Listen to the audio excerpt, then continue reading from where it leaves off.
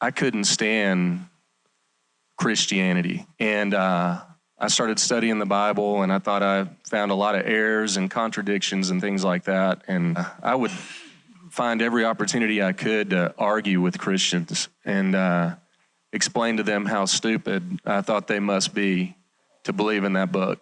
March 5th, 2005, my mom had been trying to get me to go to church with her. I showed up late. I was just going to take my mom to lunch, and but she said, "Oh, that's okay. We'll go to the second service." So I'm like, I'm stuck. So I'm like, let me go get this over with, right? And so I'm standing there, and this preacher's reading 1 Corinthians 1:17 through 25. God spoke to me, and y'all, it scared me to death because I thought I was about to burst into flames. And I saw this all-powerful God, and then I saw myself, and I saw who I was, and this perfect being, infinite intelligence, and me, this human being that thinks he's so smart and has the Bible figured out, right? Y'all, I've never been so scared in my life. And he said, "You question my existence? Here I am." And I got up and walked out because I did. I thought I might burst into flames. And I walked through these double doors. There was another set of doors, and anyway, there was no one in there, and I couldn't really hear anything, and I kind of got my atheist mind situated and thought that just must be some chemical thing. And but I was thinking, did that just happen? And it did, it turns out. But I finally got the courage to walk back in there, and I'm walking back in, carefully, and nothing. And I'm like, okay, good.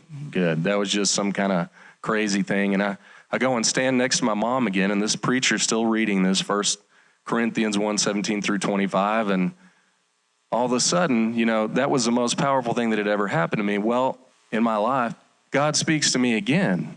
He says the same thing, but he says it very differently and shows me all this stuff.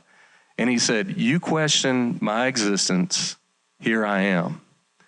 And I saw who his son was, that he came here, lived a perfect life, died on that cross for me, for us, so that we could know him. And I saw this infinite mind, this just all-powerful being. And I realized that all the stuff that I thought I had found that was wrong with the word, I had no clue what I was talking about. But he said, I felt this overwhelming, instead of fear, I felt this overwhelming love.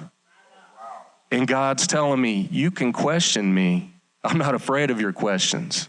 Ask anything you want. I sent my son to die for you. All you have to do is believe in that, believe in him, and we can know each other.